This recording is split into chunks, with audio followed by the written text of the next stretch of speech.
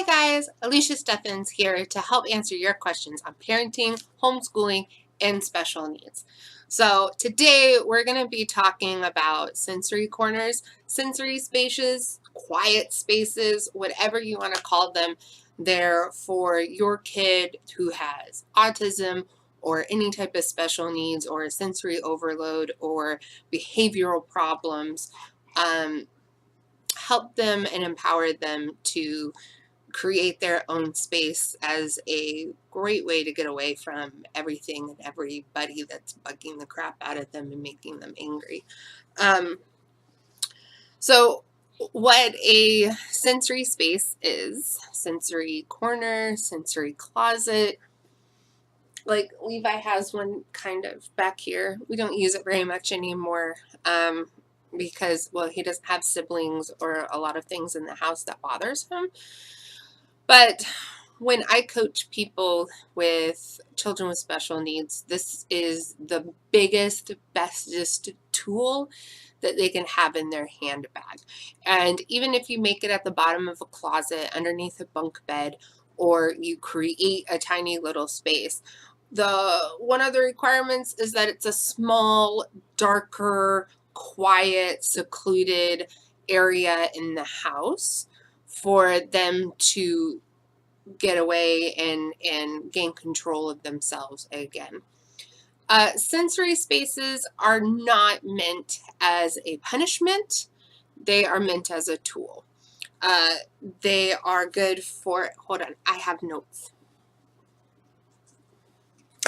They're good for empowerment, that when your kid is involved in creating their own safe space in their own quiet place, putting what they need, what they feel they need, and what they feel that they want into that space, that they start to own that space.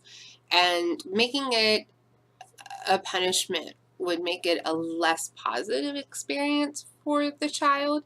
And what you really want it is hey man, this is your place to go and your tool to use, that if you're starting to feel overwhelmed or you feel yourself getting angry, then you can just, oh no, my dog, um, that they can send themselves there. It's supposed to be a comforting place for children with special needs, and especially those with a lot of sensory issues. And then it's an outlet and really helps them to regulate themselves. And think Temple Grandin in folding herself into like cow stalls, sort of, but better. And that it's their choice to use. And so a lot of the times, big spaces, especially if they're in the middle of a meltdown, can feel really big and too big.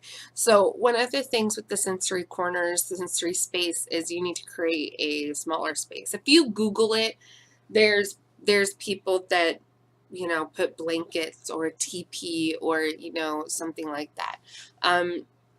We can just use like blankets. Usually the lights are all on.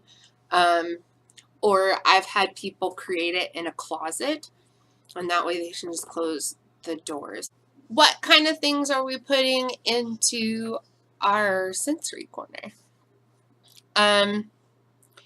So one of the things that you really want to put in is cushions slash pillows slash mats slash something soft.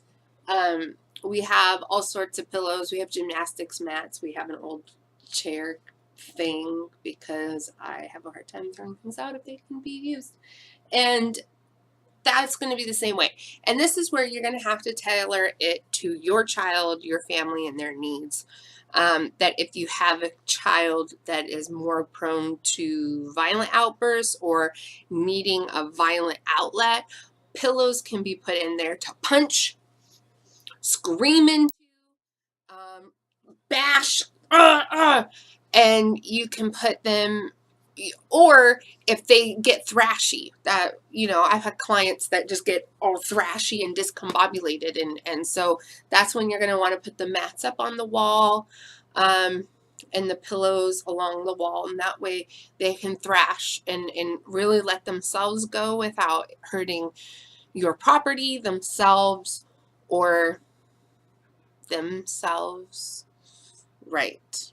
And so pillows are a nice big comfy thing, and put all of their favorite things in there, or whatever favorite things that they feel like they could use in there. Levi has comfort items such as a rainbow blanket, his teddy. He has another stuffed animal monkey. Yeah, he's really good at naming things. And he chose just a bunch of super comfortable stuff to put into his space. And that's the way it is.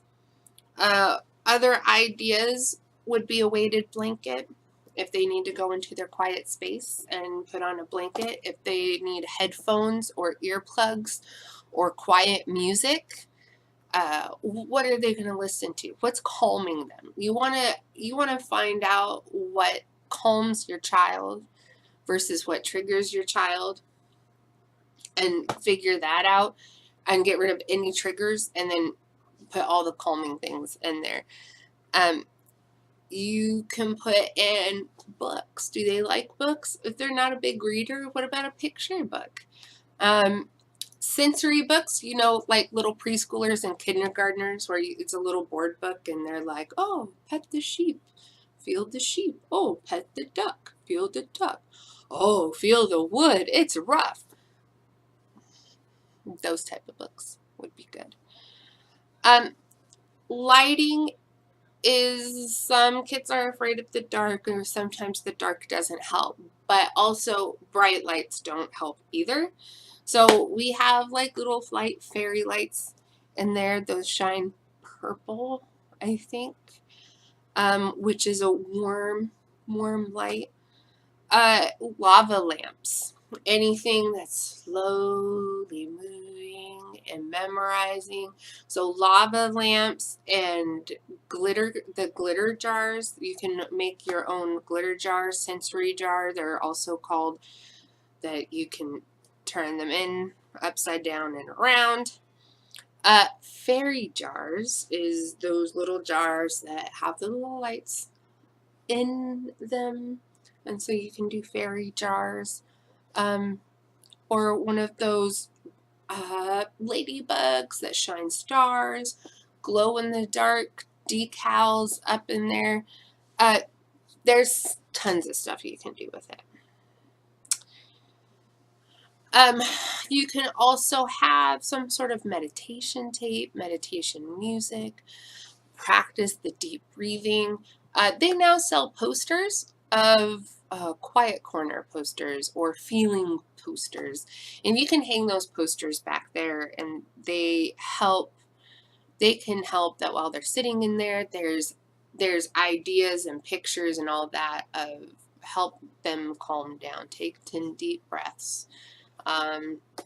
Close your eyes, count to 10. There's so many different ways. You can also utilize quiet spaces on the go and when you're out in public. Something as simple as, if I'm in the grocery store, I can take my coat and wrap it around him, and we can have a conversation through the opening in the top, because Levi has a form of selective mutism that when there's too much input, he really doesn't talk in stores.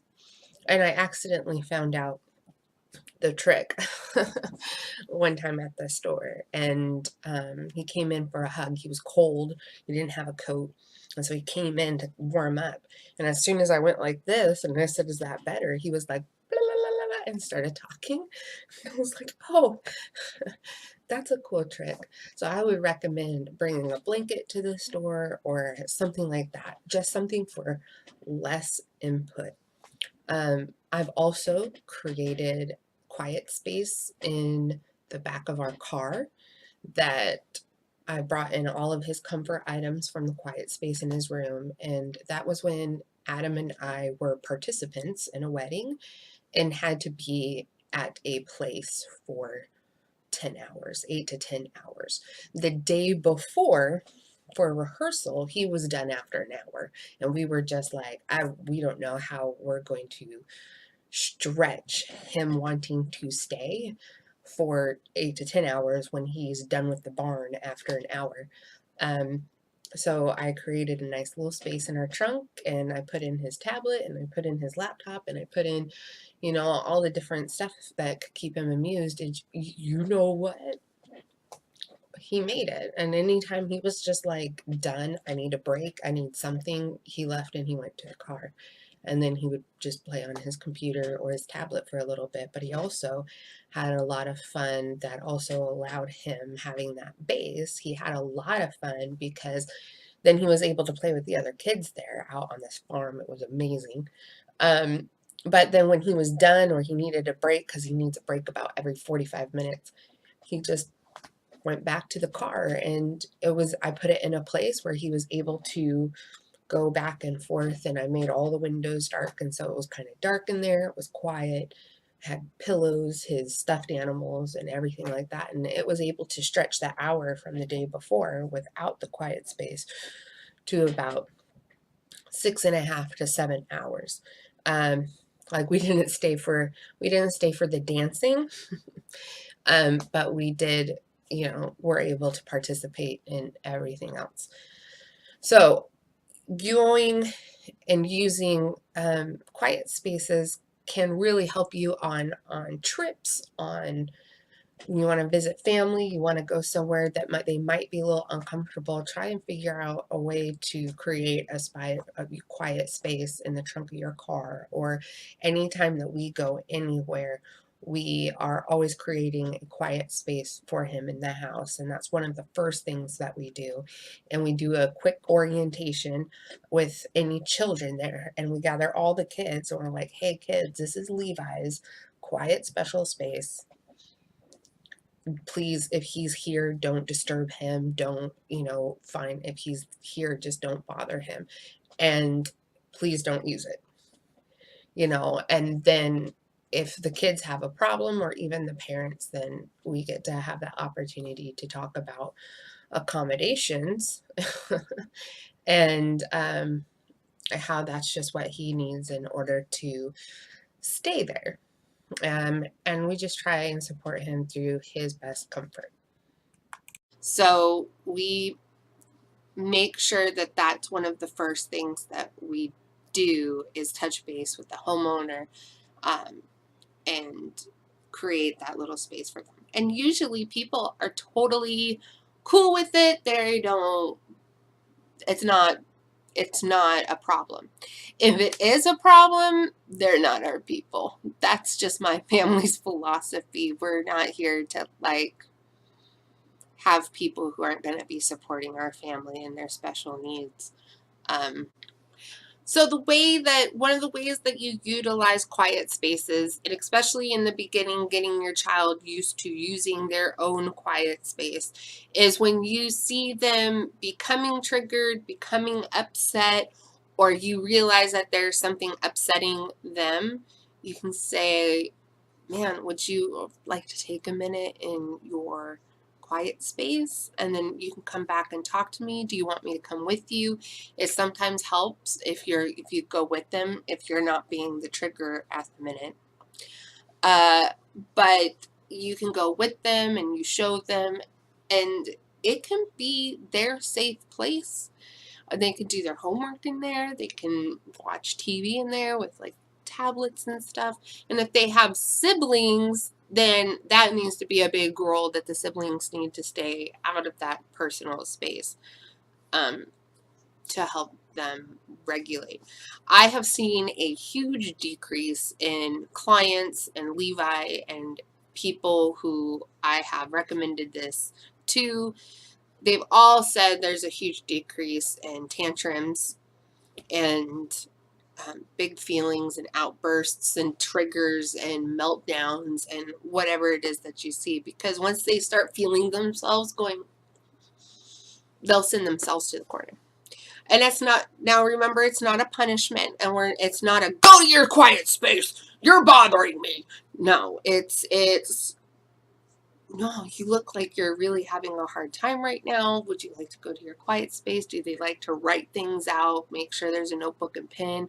Do they like to draw? Make sure there's pencils and paper and pads, and make sure they have everything that they need in that little corner to mentally calm themselves down, bring them back to center, and make it so that they can come back to the rest of the household as a calm individual instead of being in a hectic place.